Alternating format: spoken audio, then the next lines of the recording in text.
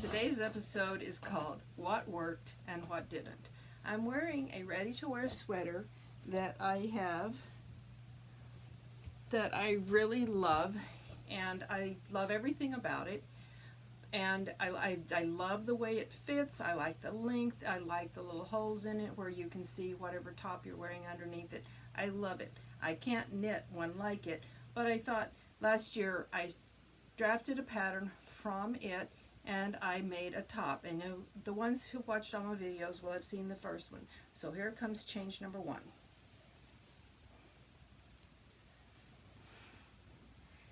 The first top that I made by this pattern was this lightweight sweater knit,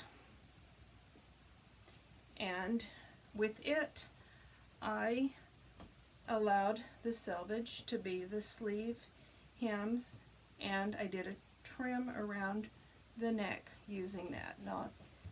And I like everything about this. It might border on being too short, but I only had I think I had just over a half a yard of this fabric. It was 50 wide, so it couldn't be any longer. On this one, I turned under the hem, and I kind of later wished that I had done this trim around the bottom, and I don't know if I ever figured out how I could have done that, but nonetheless, this one, I would say this worked all the way around.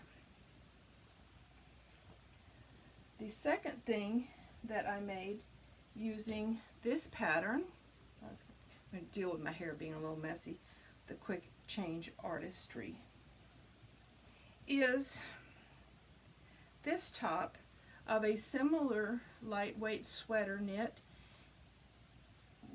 and I made this one quite a bit longer, and I hollowed out the neck a little bit more on this one. And on this one, I used the selvage for the sleeves and for the bottom. I'm going to walk back a little bit so that it shows better. On this one, again, I think that pretty much everything on this one worked. It's comfortable. I think it's cute. Everybody that I showed it to said, well, it looks nice, but it's not what you would normally wear, and that's kind of true. And the selvage on this one is a lot more of a raggedy look than the other one. It and the yellow one, the one downside to them is they snag super easily because of the looseness of their weave. So I don't think either of them is going to live in my wardrobe for a long, long time. But they were both easy, and all these are really, this one I didn't really even use the pattern. I just cut rectangles. So I measured as far wide as I wanted this to be to give myself ease on the sides, and I cut that in a rectangle, and I folded from selvage to selvage and left the opening here at the neckline. And there's no shoulder seam on this piece. And then I cut rectangles that I measured to fit the armholes and sewed them in, and then cut this to trim around the neckline. So that one, I say, that's very successful, and I don't think I can say there's much about that one that didn't work. This one I made from the same pattern again, but this time I didn't put any sleeves in it, and I have this cute white knit that was called a laser cut, and it has these little tiny holes in it, and I only had however long this was the length of fabric that I had for this. I think it was sold as a yard, but it washed really wonkily and it was all off grain, so I had to just use what I had left. Now with this one, I think the fit is fine. On the edges, I did what's called a shell stitch around the edge. So you fold the fabric over and do the shell stitch, and it pulls the fabric in a little bit, and it gives kind of an attractive, easy hem for knits. Now on this, I believe that I cut the neckline piece a little bit too wide, and maybe it was a little bit long.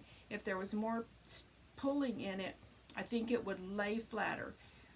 I don't dislike it enough to go and cut that out and then deal with the issues of cutting a new neckband or cutting this one down and trying to make it work. I like it just fine the way it is.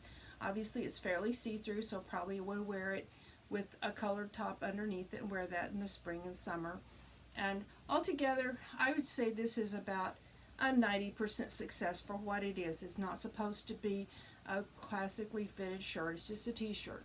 Now, if over wearing this, because I made this in the fall and so it really hasn't been the weather, if this gets on my nerves, touching my neck, then I might go and rework the neckline. All I would do is trim this as short as I could and then reapply the same band, stretching it out as much as I needed to, and then it's going to of course be more narrow. The wet neckline is going to come a little lower.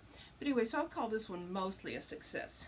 So then I went to the next one, which I'm going to call this one pretty much a failure. But it's okay. I've had this piece of fabric. It's kind of, it's like the fabric that they make polo shirts out of. And, not polo, like the golf t-shirts. And I've had this for a long time, and I was messing around one day, and I thought, you know, I'm just going to play with that. So what I had, I didn't have very much, and I had to do some piecework. So here we go. Now, this one, I had to piece it, and where the piecing comes together is probably not at the greatest place on my body. It doesn't look great. This does not have the soft drape of the other three fabrics, so it lays very bulky.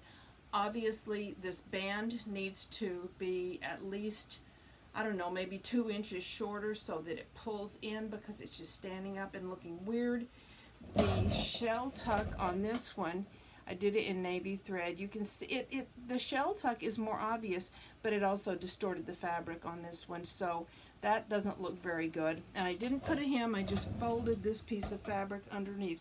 So I would call this shirt, if I had been making this for something I cared about and I wanted to wear, and I do love this color of green, but if it was something important to me, I would call it a total fail.